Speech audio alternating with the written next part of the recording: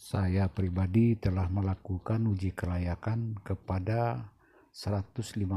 orang ketua Karapatan Adat Nagari asal 19 kota 19 kabupaten mengakui membutuhkan program kaderisasi, dan sudah bisa dipastikan 512 kurang lebih ketua Karapatan Adat Nagari asal 19 kota 19 kabupaten awam mengemban amanah.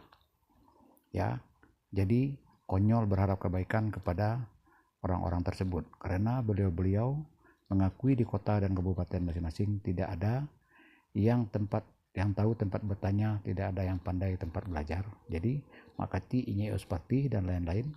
yang cuma yang saudara-saudari anggapi sebagai tokoh budaya atau kerapatan kelembagaan yang memang mengurusi bertanggung jawab dengan adat dan budaya Minang itu konyol.